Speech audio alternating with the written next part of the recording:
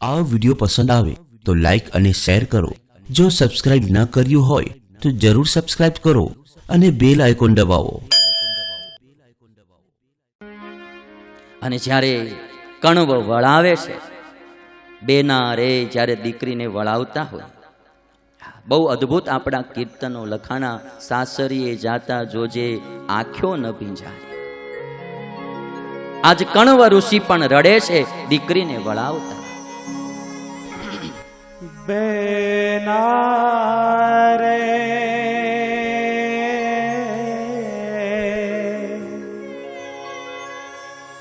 સાસરીએ જાતા જોજો પાપણ ના ભીંજાય।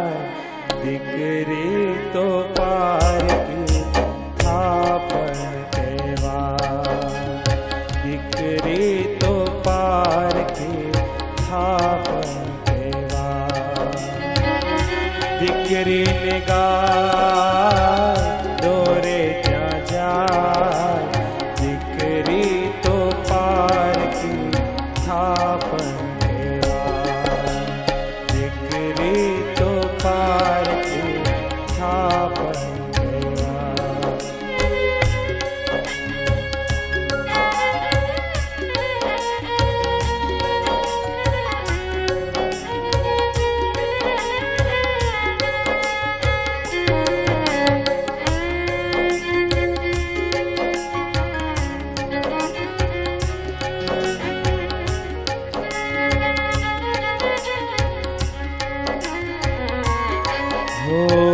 દીકરી તારે માથે બાપનો હાથ હવે નહીં ફરશે રે। હાથ હવે નહીં ફરશે। રમતી તી તું જે ગરમાયની રીતે બે તું રડશે।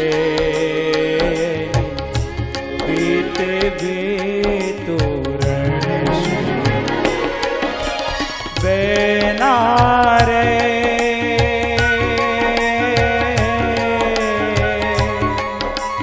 તારી આવેણી ના ફૂલો, તારી આવેણી ના ફૂલો કોઈ દી ના કરમાં।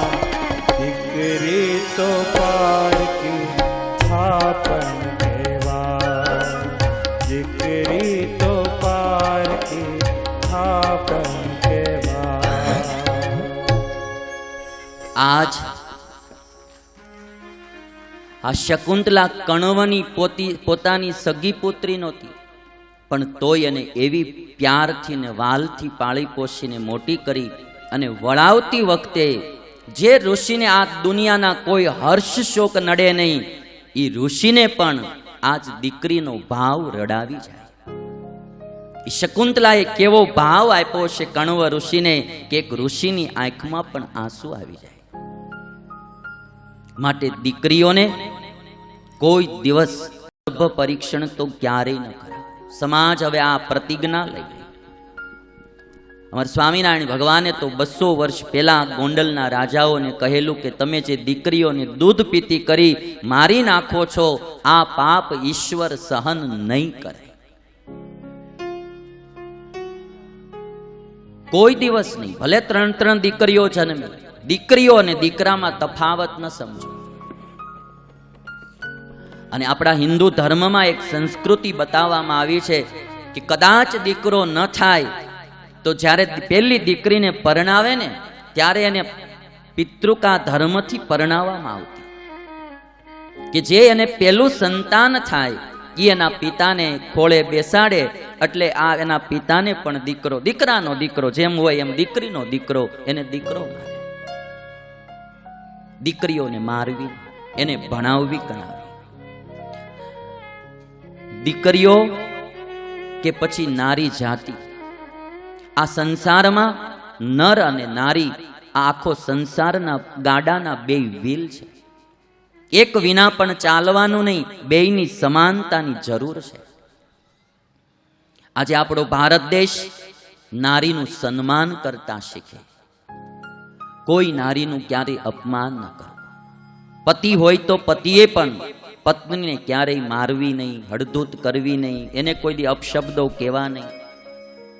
જે દીકરી પોતાનો મા બાપ પરિવાર છોડીને સાસરે આવી હોય, સાસરિયા વાળાઓએ એ દીકરાની વહુને પોતાની દીકરીની જેમ રાખવી, પોતાની દીકરીની જેમ રાખવી. એને કોઈ દી ઓછું ન લાગવું જોઈએ કે હું પારકે ઘરે ક્યાં આવી. એને એના મા બાપ ભૂલાઈ જાય અને એના સાસુ સસરામાં મા બાપની ભાવના થાય ને, એવો પ્રેમ સાસરિયા પક્ષ વાળાએ દેવો જોઈએ. પિયર જવાનું કયો ને તમે તો એમ કે ના મારે નથી જવાનું. આઠમ કરવા જાય કે ભીમ એકાદશીએ જાય, તમે 5 દી રહેવાનું કીધું હોય ને, 3 દીમાં પાછું આવવાનું મન થાય, એવો પ્રેમ સાસરા વાળા પક્ષે આપવો જોઈએ. ક્યારેય કોઈ નારી ઉપર કુદ્રષ્ટિ ક્યારેય ન કરે. ભારત દેશનો યુવાન, ભારત દેશનો એક એક વ્યક્તિ આ નિયમ લે, હરેક નારીને પોતાની મા બેન અને દીકરી સમાન જોઈએ. નારીનું સન્માન થવું જોઈએ. એને ક્યારેય હળધૂત ન કરવા, એનો તિરસ્કાર ન કરવો, એને દુખી ન કરવા. નારી ઉપર કોઈ દિવસ હાથ ન ઉઠાડાય. ગમે એવી ભૂલ થઈ હોય તો મરાય નહીં. પતિદેવ ખાસ ધ્યાન રાખે. આજે તમે જોવો છો, તમે નર અને નારીમાં વિભાગ કરશો, વ્યસનો માત્ર જાજા નરમાં છે, નારીમાં નથી. વ્યસનનું કમ્પેરિઝન કરજો. પાપમાં પણ કમ્પેરિઝન કરો. પાપ જાજા પુરુષો કરે છે, એટલા નારીઓ નથી કરતી. અને કથા સાંભળવાની હોય, ધર્મનું પાલન કરવાનું હોય, ભજન ભક્તિ કરવાના હોય તો એમાં બેનો મોર હોય, ભાઈઓ એટલું કરતા. આ તમારે બધાએ માનવું રહી. દીકરાઓ અને દીકરીઓને સંસ્કાર દેવાનું સૌથી વધારે કામ નારી કરે છે, નર નહીં.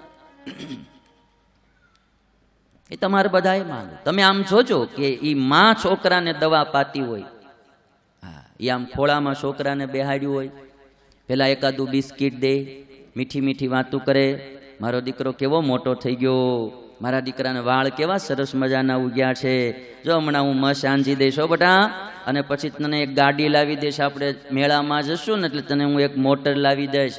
એમાં મને મોટર લાવી દઈશ? હા, તને 2 મોટર લાવી દઈશ, એક પીળી ને એક લીલી.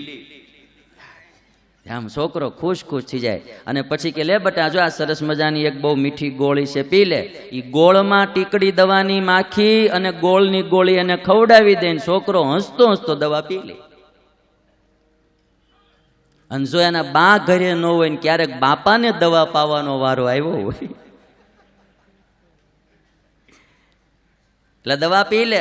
ઈ મને કડવી લા. અરે કડવીનો દીકરો પીવી પડે, જીકીશ આગળ એક. એટલે આટલો ફેર પડી છે. કુટુંબમાં ઘડતરમાં નારીનો ભાગ બહુ મોટો છે. માટે આજ કણવ ઋષિની આંખમાં પણ આંસુ આવ્યા છે. અને ભાઈ, પ્રેમ તો ભગવાનને પણ રડાવે, સંતને પણ રડાવે, ઋષિને પણ રડાવે. આ પ્રેમની ભાવની તાકાત છે. આ પ્રેમ અને ભાવની તાકાત છે. મેં સત્સંગી જીવનની કથામાં કીધું હતું કે કોઈનું મૃત્યુ થાય ને જો કોઈની આંખમાં આંસુ આવતા હોય ને તો એનું મરણ થયું, એના આંસુ નથી આવતા, પણ ઈ માણસથી મળેલો જે ભાવ પ્રેમ, ઈ ભાવ પ્રેમ માણાને રડાવે છે. કોઈનું મૃત્યુ કોઈને નહીં રડાવતું. એ આખી જિંદગી નડ નડ કર્યો હોય ને મર્યો હોય, કાણે જાય ત્યારે બધાની હારે હારે રોવું પડે, પણ આંખ નો ભીંજાય, થૂકના લબેડા લગાડવા પડે. કોઈનું મોત કોઈને નહીં રડાવતું, પણ જો એનાથી ભરપૂર ભાવ મળ્યો હોય તો ભલ ભલાને રડાવે. ભાઈ, ભાવમાં એ તાકાત છે, પ્રેમમાં એ તાકાત છે. ભગવાન પણ હોય ને, ભગવાનને પણ રડાવે. જ્યારે રામચંદ્ર ભગવાન અયોધ્યા છોડીને વનમાં ગયા, પણ એ જ્યારે જ્યારે એને અવધની યાદ આવે, એની માં યશોદાની યાદ આવે, ત્યારે રામની આંખમાં પણ આંસુ આવે. અને અમારો કાળિયો કૃષ્ણ તો કોઈ દી રડનારો નહીં. મહાભારતનું યુદ્ધ હાલતું હોય પણ એમાં એ મોજથી મોરલી વગાડતો હોય એવો માણા, સુખ ને દુઃખ તો એને કોઈ દી અડે નહીં. જે જેલમાં જન્મે અને જ્યાં જોઈ ત્યાં તમારે ભાગવું પડતું હોય પણ તોય કોઈ દી પાછો ન પડે. પણ ઈ કૃષ્ણને જે દી એની માં યશોદાની યાદ આવે ત્યારે કૃષ્ણની આંખમાં પણ આંસુ આવે. આ ભાવ અને પ્રેમ છે. આજે અમારો ભારત દેશ પેલા ભાવથી ભરેલો હતો. નવા વર્ષે ગામડામાં આપણે બધા સવારે જાતા પગે લાગવા, દાદા દાદીઓને લે મારો બટો આવ્યો, માથે હાથ મૂકે, પાવલી આઠાના દેતા. આજથી 25-50 વર્ષ પહેલા તો એ પાવલી આઠાના 500 રૂપિયા જેવા લાગતા.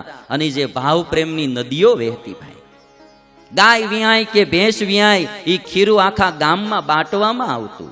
ક્યાંક બહાર ગયા હોય તો ઢેબરા કર્યા હોય બધા ભેગા મળીને ખાતા હતા. અને આજના હવે લોકો તો ટ્રેનમાં જાતા હોય તો આમ પાછા મોઢા કરીને એકલા એકલા ખાઈ લી જાણે કાણીએ ખાતા હોય એમ.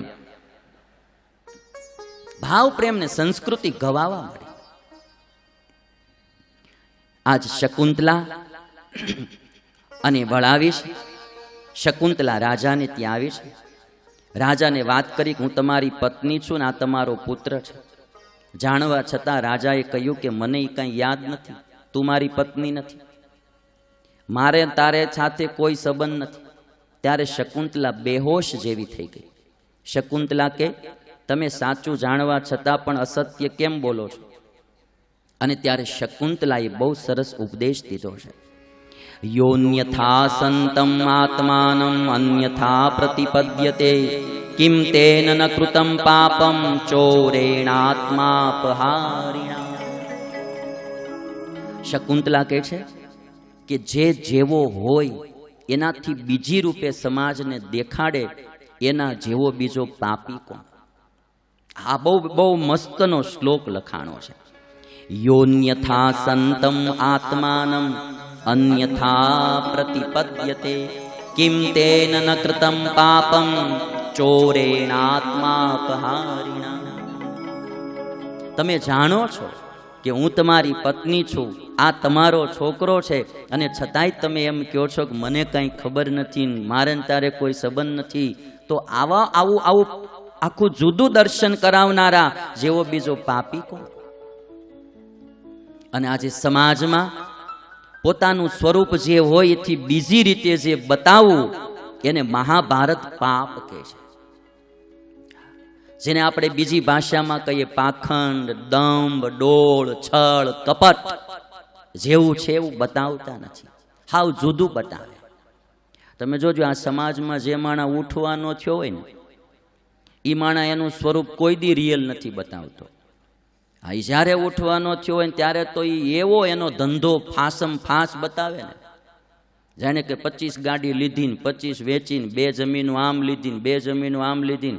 અને પછી એમાં હું મૂળ ઈ ટીંગાઈ રહ્યો હોય, ક્યાંયથી વ્યાજે પૈસા મળતા ન હોય, ફાઇનાન્સર પાસેથી મળતા ન હોય, એટલે પછી શોબાજી બહુ કરે કે મારી 50 વીઘા જમીન વડોદરામાં છે ને 60 વીઘા કડોદરામાં છે ને પછી વડોદરામાં છે ને, આવું બધું બતાવે. આટલા મકાનો મારે છે ને આટલા. અને એક વાત બહુ યાદ રાખવી, એ હાવ ટીંગાઈ રહ્યો હોય ને ત્યારે શોબાજી બહુ કરે. અને એ શોમાં ભલા માણસો બિચારા ભેળવાઈ જાય કે બહુ મોટી પાર્ટી, ચાલો 5% એની ભેગું ઇન્વેસ્ટમેન્ટ કરી. સમજાણું? અને એક વાત તમારે યાદ રાખવી, જે લેમ્પ ઉડી જવાનો થયો હોય ને એમાં પ્રકાશ બહુ થાય ઘડીક. સમજાય છે ને? જે ઉડવાનો હોય ને એ પેલા પ્રકાશ બહુ પાથરે, પણ સમજી લેવું એ પ્રકાશમાં અંજાઈ ન જવું. હવે થોડીક વારમાં ઉડવાનો થયો છે.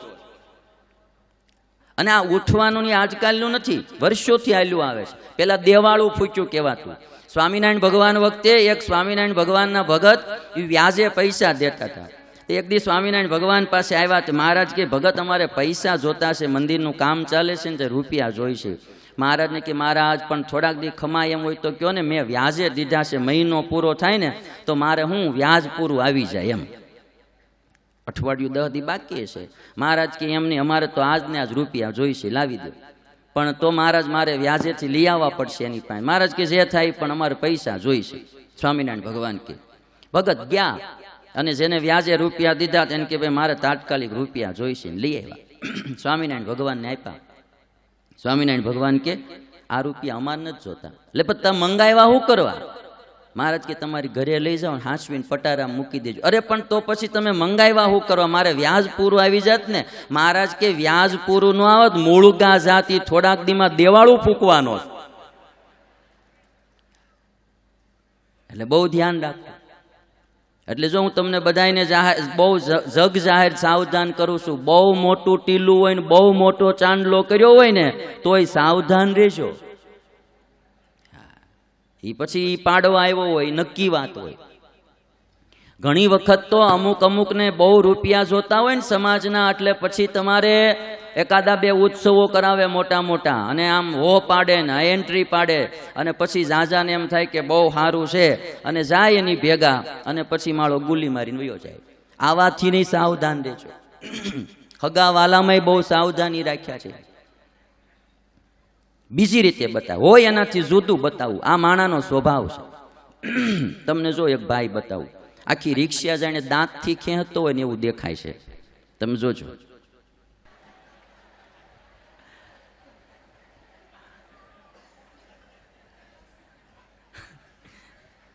દેખાવવાળા આવા હોય. શકુંતલાએ કીધું છે કે જેનું જેવું સ્વરૂપ છે એનાથી વિપરીત સમાજને દેખાડે છે તો એના જેવો બીજો પાપી કોણ? એને પાપી કીધો છે. નિર્ધન હોય અને સમાજમાં એન્ટ્રી ધનવાનની પાડે, એ એક સમાજને છેતરવાનો ધંધો કરે છે. અમારી ધર્મની ભાષામાં એને પાખંડ કહીએ, પણ આ એક છળ કપટ, એને પાપ કીધું છે. કોઈને છેતરવા માટે બીજું સ્વરૂપ ન બતાવો. જેવું છે એવું હકીકત કેવી, સમાજને છેતરવો નહીં ક્યારે. અને પછી શકુંતલા કહે છે મન્યતે પાતકમ કૃત્વા ન કશ્ચિત વેત્તિ મામિતિ. હે દુષ્યંત, મારું પાણી ગ્રહણ કરી, મારો હાથ પકડી અને તું એમ કહે છો કે હું તને જાણતો નથી. નારીની પણ તાકાત જો, ભારતીય નારીની. દુષ્યંતને કહે છે શકુંતલા કે તું આ પાપ કરીને તને એમ કે આ મારું પાપ કોઈ ભાળતું નથી, પણ યાદ રાખજે કે દેવતાઓ અને તારા અંતરમાં રહેલો પરમાત્મા આ તારા પાપને ભાળે છે. મન્યતે પાતકમ કૃત્વા ન કશ્ચિત વેતિ મામિતિ વિંદતિ ચૈનમ દેવાશ્ચ યશ્ચેવાંતર પુરુષઃ.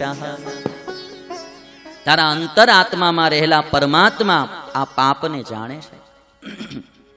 અને આવી રીતે પત્નીનો તિરસ્કાર કરતા તને શરમ નહીં આવતી દુષ્યંત? નારી બોલી છે ને, બહુ અત્યાચાર થાય, બહુ શોષણ થાય ત્યારે નારીમાં પણ જરાક જોમ આવવું જોઈએ. મરી ન જવાય પછી ભાઈ. ક્ષમાની બી લિમિટ હોય. ખોટા લાફા ન મારતા પાછા. આ બેલેન્સ સાથે વાત કરવી પડે. શોષણ બહુ થાય તોની વાત છે. શકુંતલા કહે છે અર્ધમ ભાર્યા મનુષ્યસ્ય. પત્ની છે એ તો પતિનું અડધું અંગ કહેવાય. પત્ની છે એ પતિનું અડધું અંગ છે. અર્ધમ ભાર્યા મનુષ્યસ્ય ભાર્યા શ્રેષ્ઠતમ સખા. અને આ સંસારમાં પતિનો કોઈ અતિ પ્રિય મિત્ર હોય તો એની પત્ની છે. આપણા મહાભારત વર્ષો પહેલા કેવી વાતો શીખવાડી ગયા. તમે શંકર દાદાના દર્શન કર્યા છે. અડધું અંગ શંકરનું, અડધું અંગ પાર્વતીનું. તસવીર તમે જોઈએ છે કે પતિ અને પત્ની એ બંને મળીને સંસાર છે. બેયની સમાન ભૂમિકા છે. હા, જરૂર બેયના કાર્યો નોખા નોખા છે. પુરુષને કમાવાનું કાર્ય છે, નારીનું કાર્ય ઘર સંભાળવાનું છે. આ બેનો અમુક પ્રકારે જે સમાવડિયા થવાની વાતો કરે ને એ મન ન ગમે. અમુક કરાય ને અમુકમાં બહેનોની શોભા હોય. હા, અમુક કામ તમે કરવા જાઓ એ સારું ન લાગે. કોઈ બેન ગેરેજ ચલાવતા હોય સારું લાગે. અને હમોવડીઓ થવું હોય બધી રીતે થવું જોઈએ ને ભાઈ. લ્યો, યુદ્ધ કરવા જવું જોઈએ. બરાબર છે. મારે ત્યાં એક ક્લિપ આવી. તો અમુક ક્લિપો શું છે આપણી સ્વામિનારાયણની મર્યાદા પ્રમાણે હું બહુ ન બતાવી શકું. એક બેન હજામત કરતા હતા કોકની. મને એમ થયું કે આને હમોવડિયાનું ઠેઠ સુધી ચડી ગયું લાગે છે. અમુક શોભા નો હારી લાગે ભાઈ. ભગવાને જેની બેની રચના જ આખી જુદી કરી છે ભાઈ, તો એના કાર્યો પણ જુદા, બેયના ડિપાર્ટમેન્ટ જુદા જુદા છે. જે કામ જેનું હોય એને કરાય, બીજા કરવા જાય ને એમાં મજા ન આવે. તમે આમ જુઓ ને, અમુક કામમાં આ મોદી સાહેબ જ્યાં સુધી ગુજરાતમાં હતા ત્યાં સુધી એક હળી હલતી હતી, બીજી કઈ